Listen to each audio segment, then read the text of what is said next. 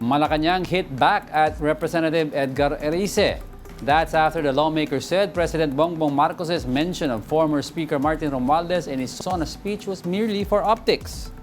For the details, we have mobile journalist Julie Baisa. Julie, go ahead with your report. Diego, binuweltahan nga ni Palace Press Officer Claire Castro si Congressman Edgar Erice sa pagsasabi na optics lang yung pagbanggit ni Pangulong Bongbong Marcos sa pinsan niya na si dating House Speaker Martin Romualdez noong SONA. Ang sabi ni Erice, utos, sunod, palakpak, pagkatapos wala na yon. Ayon kay Castro, lahat daw ng sinabi ni Erice ay mayroong salitang parang, walang basehan, walang facts at puro theory lang. Hindi daw dapat nabubuhay sa puro teorya ang pamahalaan. Hindi rin daw dapat puro paninira lang. Hindi rin naman daw nakausap ni Erice si Pangulong Bongbong Marcos para malaman yung damdamin niya sa flood control anomaly at iniisip lang daw ng kongresista lahat ng sinasabi niya. Kaya wala raw karapatan si Erice na magsabi na parang may alam siya sa sinasabi ng Pangulo at walang karapatang maging spokesperson unless palitan daw ni Erice si Castro sa pwesto. Ang payo niya, alisin na raw ng kongresista yung kanyang mga nasa isip dahil wala daw naman katotohanan yun.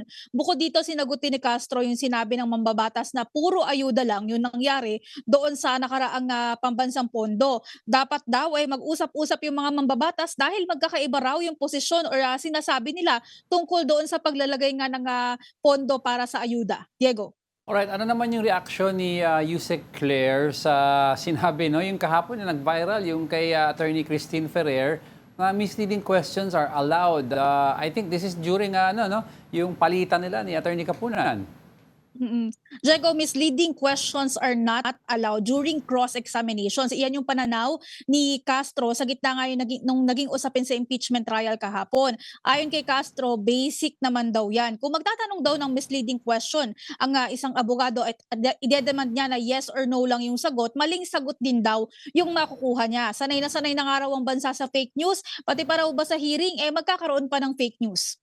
Oo nga. Ito naman, yung statement ni Yusek Claire regarding yung, yung supposed move ng DOJ na mag-file ng complaint labang kay VP Sara. Diego, nakukulangan pa si Yusek Claire. Naniniwala siya na kulang pa yung isinampa ng Department of Justice na 3 counts ng grave threats laban kay VP Sara. Ang sabi niya, sa palagay daw kasi niya, meron ding element ng inciting to sedition kung ang pagbabasihan ay yung kabuuan ng video.